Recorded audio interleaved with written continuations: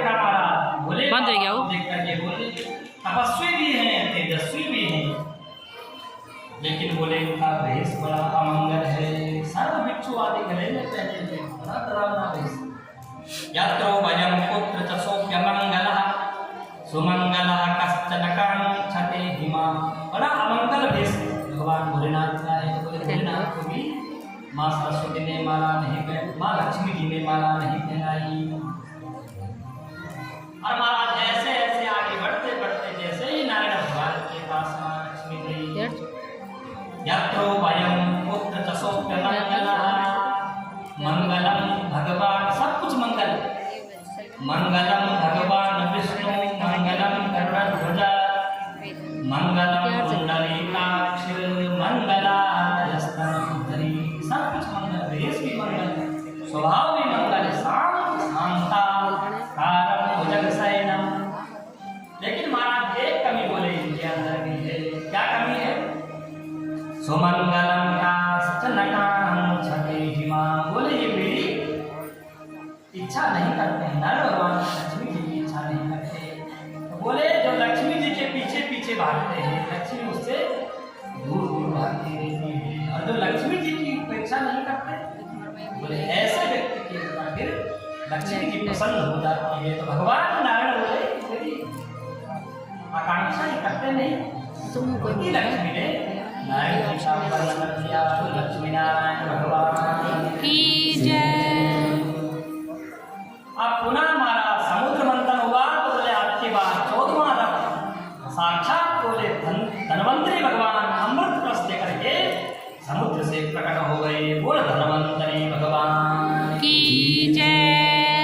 धनतेरस, दिवाली से जो पहले धनतेरस आती है, उस दिन महाराज भगवान धन्वंतरी अमृत कलश लेकर के समुद्र से प्रकट हुए। तो उस दिन भगवान धन्वंतरी की पूजा, नारायण भगवान की पूजा करनी चाहिए।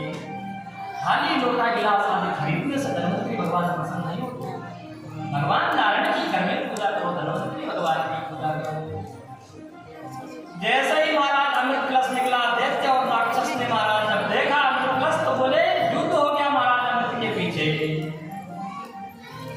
अहम पूर्वम नत्वम नत्वमिति प्रभु।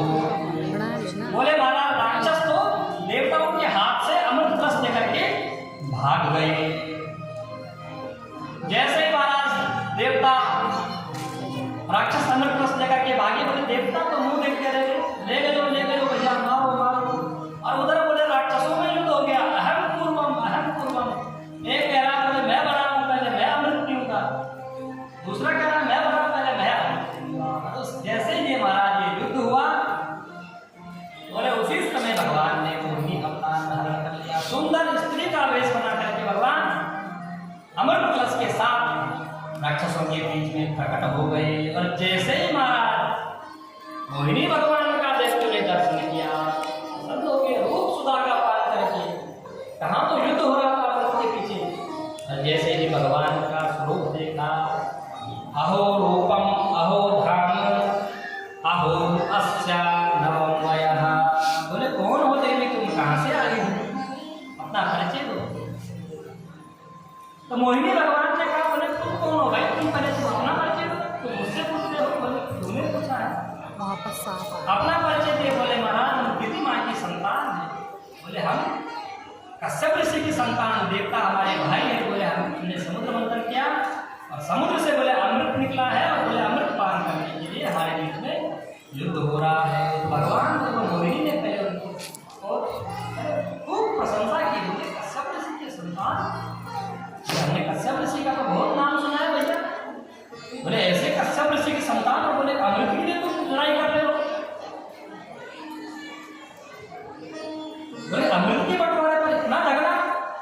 कथम कश्यप दायाता पुंसल्या नैसंगता विश्वासम पंडितो जातु कामिनीषु नयाति।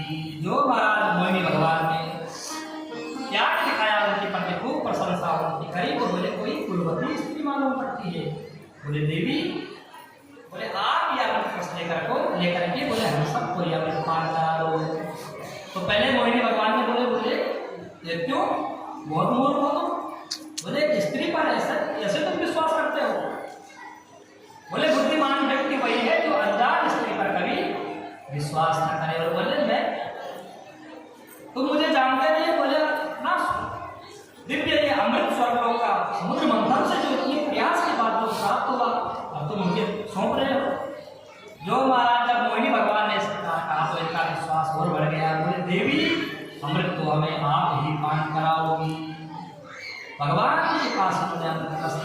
गए भगवान के पास, तो भगवान ने कहा बोले देखते बोले देखो इस अमृत इस कलश में मुझे दिख रहा है, ऊपर ऊपर पतला पतला सारा अमृत भरा हुआ है, और जो गाढ़ा गाढ़ा अमृत है बोले वो सब नीचे नीचे सारा गाढ़ा अमृत है। तो बोले ऐसे करते हैं, बोले जो पतला पतला अमृत है पहले मैं देवताओं को पिला देता हूँ, और जो गाढ़ा गाढ़ा अमृत नीचे भरा हुआ है बोले तू दैत्यों को पिला दो। तो दैत्य प्रसन्न हो गए और महाराज भगवान बोलने में देवताओं को अमृत पान कराना शुरू कर दिया। और जब देवता अमृत पान कर रहे थे तो सूर्य और चंद्रमा के बीच में सुरभन नाम का दैत्य बड़ा चालाक दैत्य था महाराज, सूर्य और चंद्रमा के बीच में जाकर के बैठ गया। जैसे ही इसने अमृत पान किया सूर्य चंद्रमा पहचान गए, भगवान को बताया ये दैत्य है, अमृत पान इसने कर दिया। सर महाराज इसका धड़ से अलग किया, अमृत पान कर चुका था मरा नहीं, तो वही सुरभन नाम का दैत्य राहु और केतु बन करके नवप्रभु में सम्मिलित हो गए। और देखो आज भी महाराज ये सूर्य चंद्रमा से बदला लेते हैं राहु केतु। जब ग्रहण लगता है तो सूर्य और चंद्रमा के बीच में पृथ्वी के बीच में राहु केतु आज भी ग्रहण योग बनाते हैं। महाराज अमृत कलश सारा समाप्त हो गया, बोले भगवान अंतर्धान हो गए। और वहाँ महाराज जब राक्षसों ने देखा सारा महाराज अमृत देवताओं को पिला दिया, तो महाराज तत्रा देव सुरो नाम रण परम दारुणा देवासुर संग्राम महाराज इतिहास का पहला युद्ध समुद्र मंथन के समय देवता और राक्षसों के बीच में हो गया। देवता अमृत पान कर चुके थे, सारे दैत्य बोले समुद्र मंथन में मारे गए। देवताओं को स्वर्ग की प्राप्ति हो गई, उनका स्वर्ग उन्हें वापस मिल गया। लेकिन बोले महाराज शुक्राचार्य जी थे, उनके पास तो दोस्तों आज हम आए हैं भागवत सुनने के लिए, आप भी श्रवण कीजिए। शुक्राचार्य जी ने पुनः महाराज सारे राक्षसों को जीवित कर दिया। दैत्यों का जो गुरु बलि भी बोले उस युद्ध में मारा गया, लेकिन शुक्राचार्य जी ने सबको जीवित किया। और आपकी बात बोले ब्राह्मणों के आशीर्वाद से बलि ने ऐसा दैत्यों में दल प्राप्त किया, पुनः बलि ने स्वर्ग पर चढ़ाई करी, और बोले फिर बलि ने देवताओं का स्वर्गलोक छीन लिया। माँ अदिति उदास हुई, देवताओं का स्वर्गलोक बलि ने छीन लिया। तो पयोव्रत महाराज माँ अदिति ने किया अपनी संतान के लिए 12 दिन तक सिर्फ दूध पी करके ये व्रत रखा जाता है, पयोव्रत।